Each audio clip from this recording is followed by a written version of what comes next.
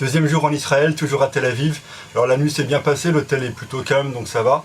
Il y a des petits moustiques mais avec de la crème apaisante ça se calme très vite aussi.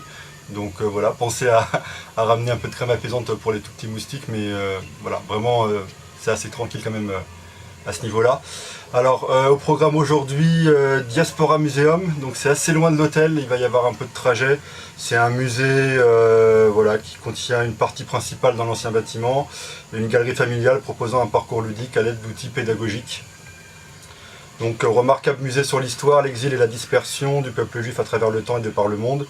Le musée est divisé en 6 sections, la famille, la communauté, la foi, la culture, la nation et le retour. Donc c'est un musée qui est noté 3 étoiles par le guide du routard. Donc on va aller voir ça et après on va aller au Chouk à Kamel.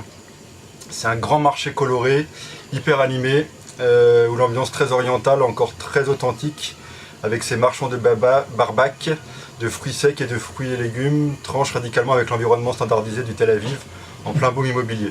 C'est vrai que hier, entre la gare et l'hôtel, on a marché à travers Tel Aviv et ça ressemble voilà, à nos villes françaises, on va dire, de la moitié nord, ou en tout cas autour de Paris.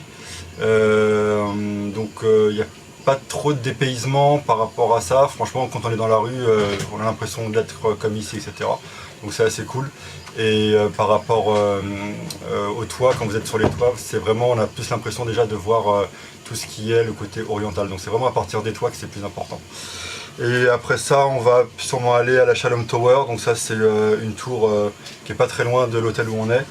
Et donc il y a plusieurs fresques et aussi une expo gratuite avec des photos des débuts de la ville, quand les pionniers sont arrivés ici. Voilà, apparemment ça doit être assez marrant parce qu'il y a une ambiance Far West un peu années 1910-1920 et le rêve utopique d'une cité idéale, puis la réalité de Tel Aviv aujourd'hui. Donc ça m'intéresse vraiment de voir l'évolution de la ville parce que tout ce qui est un petit peu évolution d'architecture urbaine et ville idéale et ville contemporaine et ville futuriste, c'est des sujets qui m'intéressent. Donc c'est l'occasion à travers la Shalom Tower de voir ça.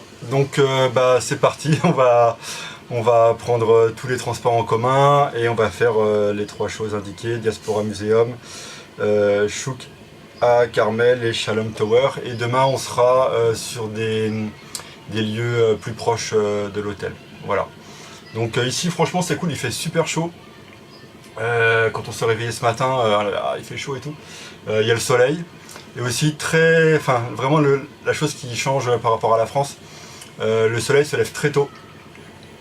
Donc à 7 h du matin, j'avais vraiment l'impression d'être en début d'après-midi en France. C'est incroyable. Voilà, donc le programme du jour est toujours heureux d'être ici. Là, par rapport à la valise, ma valise c'est clair, elle a été fouillée par la sécurité israélienne après que je leur ai confié après l'interrogatoire.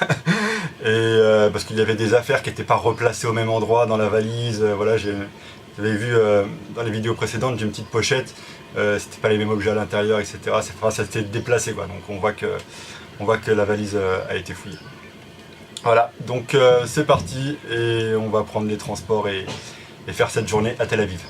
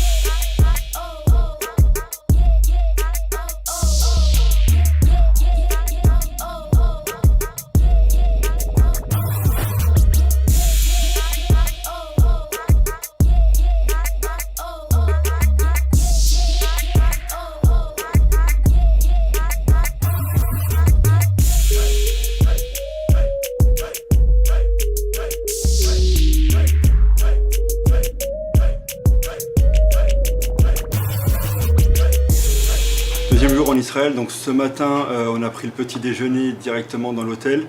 Ils servent en fait des carottes, des tomates, on peut prendre aussi du houmous, du café. Enfin voilà, c'est petit déjeuner plutôt végétal. Donc c'est sympa, on peut choisir directement ce qu'on veut et manger.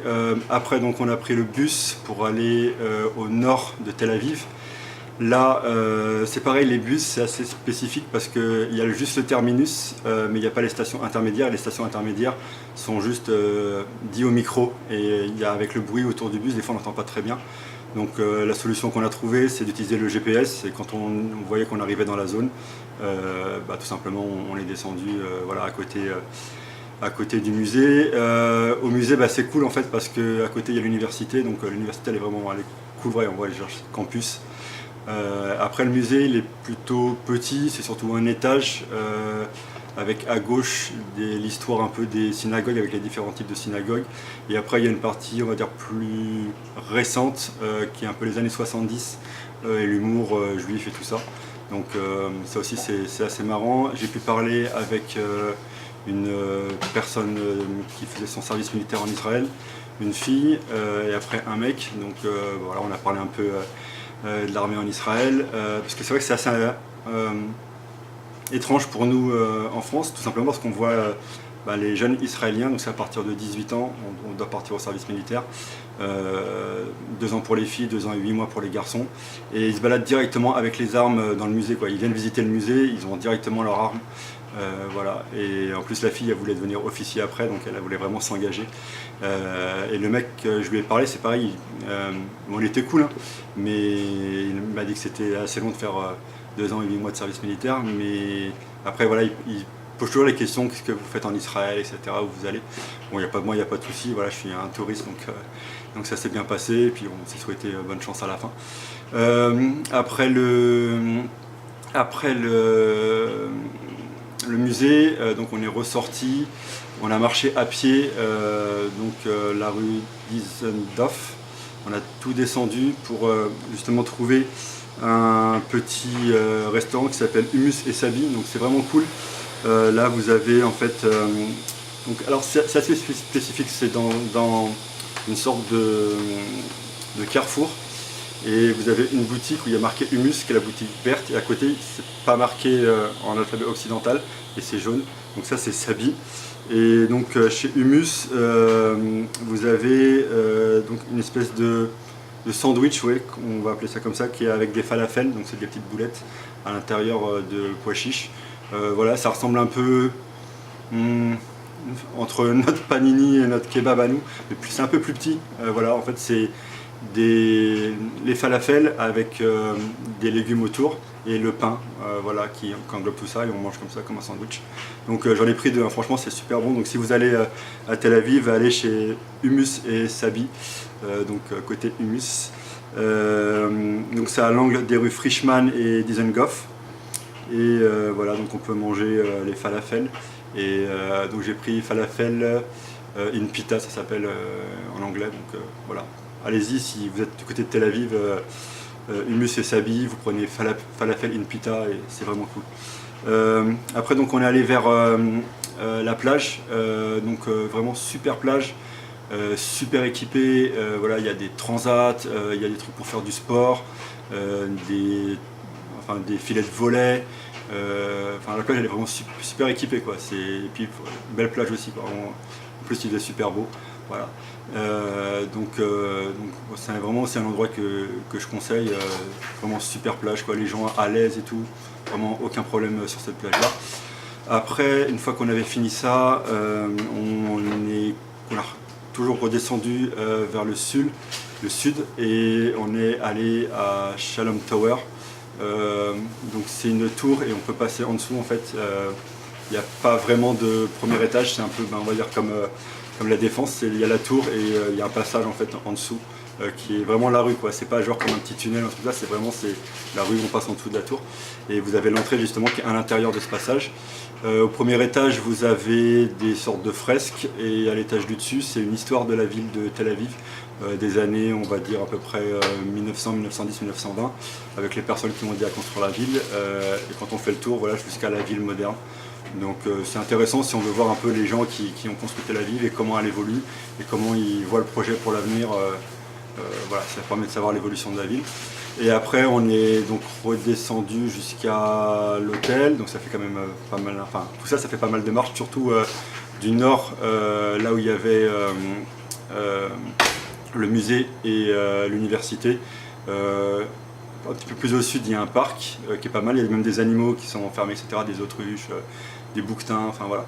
Et après, donc vraiment, quand on est en haut de la rue Dizengoff, on peut tout redescendre. Si un jour vous allez là-bas, en haut de la rue Dizengoff, prenez le trottoir de droite pour redescendre. C'est là qu'il y a le plus de boutiques intéressantes, etc. Et on a pris aussi un truc que je voulais vraiment faire, les jus de fruits frais directement. Voilà, ça c'est vraiment cool. Il faut redescendre un peu la rue.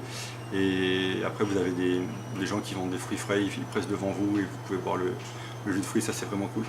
Et après, donc ce soir, on est retourné dans un petit restaurant qui s'appelle Bugsy, voilà, où on fait des plats. Alors, ils vous demandent en fait si c'est sharing, donc à partager, et donc du coup c'est une sorte de grosse assiette qu'on peut partager avec la personne avec qui on est. Donc voilà, la serveuse elle est sympa, franchement on peut parler tranquille avec elle et tout. Voilà, et puis dans ce quartier-là, il y a aussi pas mal de restaurants et on voit les gens donc, discuter près des bars, près des restaurants. Voilà. Donc c'était ma deuxième journée à Tel Aviv. Demain on continue un petit peu encore Tel Aviv. On va aussi aller à Jaffa, donc qui est en gros la ville qui est juste en dessous, mais c'est collé en plus avec l'hôtel, comme on est au sud, on est vraiment pas loin.